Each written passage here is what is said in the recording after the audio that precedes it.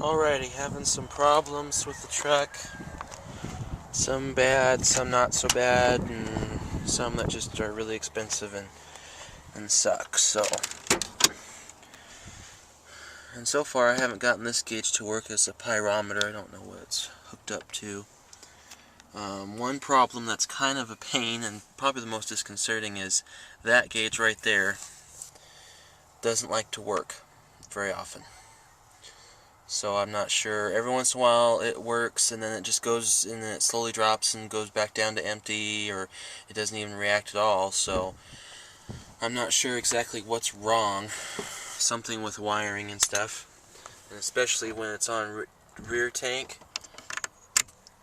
and I move it up to front tank, it doesn't work at all. So I usually just leave it on rear. I haven't checked to see exactly how much fuel is in this truck. Been told that there should be supposed to be quite a bit and stuff, but I still need to check all those fuses and stuff down there and all the stuff. Yes, it's dirty as all get out, people. I have not cleaned this truck yet, so if any troll wants to come on here and be like, your truck's a mess, no shit, Sherlock. That's all I'll say to him. I've just been trying to get this truck running. I'm not trying to make it pretty yet. But let's see here. Problem I found out yesterday after changing the oil for a third time and finally getting the oil to stay clean now. That injector right there is leaking pretty bad. And it's leaking right where it threads into the head. And as you can see, it's wet and moist down there. There's actually a little puddle of diesel down there. So, but we bought a kit today. So, we'll see. Have to take each injector, have to take the lines off, take the injectors, change all the O-rings and everything. I have new line for that, the return lines. So we'll get that all squared away, but that's going to be a job for a different date because it's been getting cold the last few days and windy as all get out, so we'll have to see. The other problem is this thing too. This is the wind just gets nasty. This is the vacuum regulator.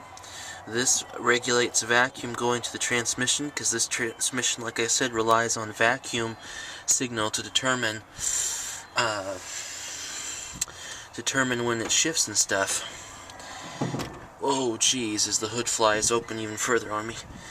But I don't know if I clogged it or what, but I have vacuum going to it with this line. I take off of this spreader here. I take this off, and there's vacuum going through this line. But if I take this line with the white off, pull it off of the transmission, and put my finger on the end of it, rev the engine up, there's no vacuum at all. So, alrighty, this is right in my face, so I'm sorry if I get a little too loud.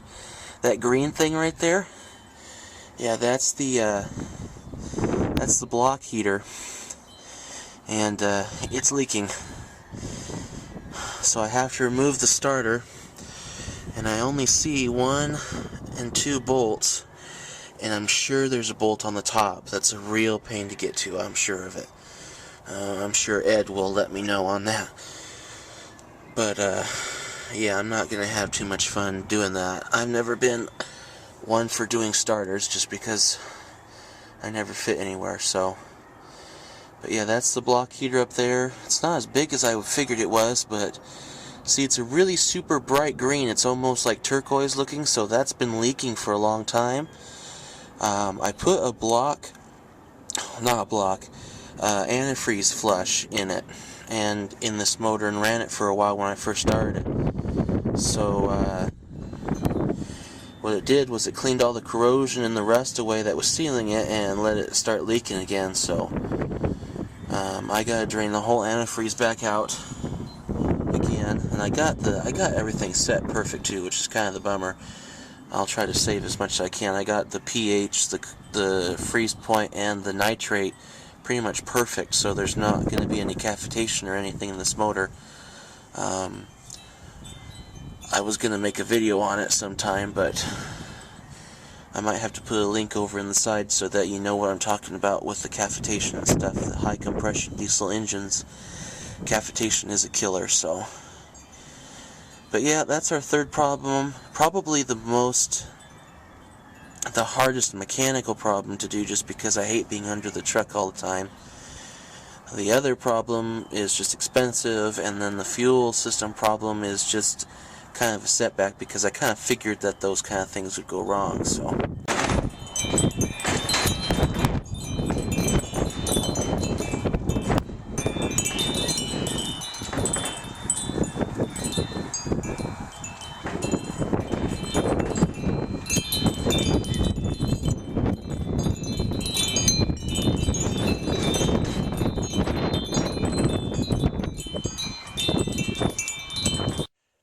So this is the little kit that I got today for the injectors and stuff.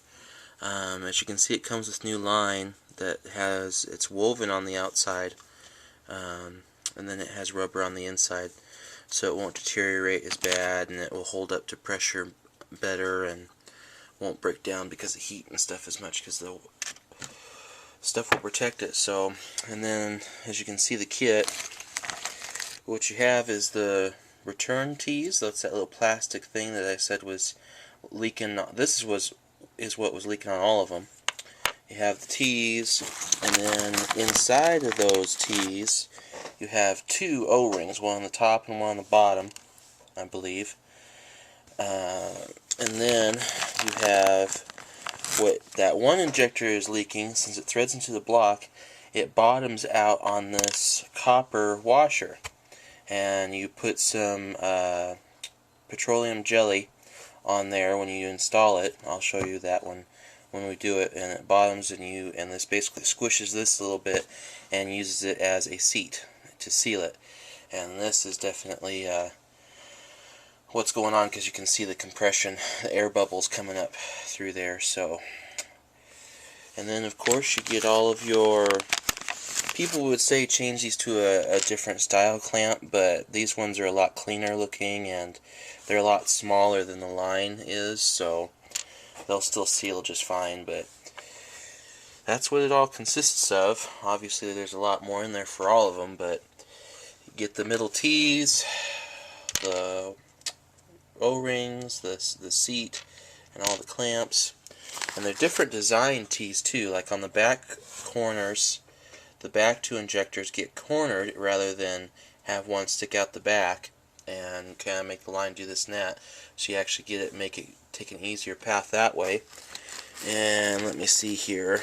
In your very front two injectors, all the way on the front, instead of having something like this, where on the stock setup is like this and you have to block it, now you just get a one-sided clean. It actually makes it a lot cleaner and is a lot better. So whenever it quits being so damn windy and cold, we'll get our asses out there and fix her. Take care, guys. This is going to be the outro to this video. Me screwing around on this thing that I found. Trying to do some music of my own, and I'm failing miserably because I don't have the right equipment to do anything with. So, and I really wish I knew how to play piano, because it'd make my life a lot easier, you know?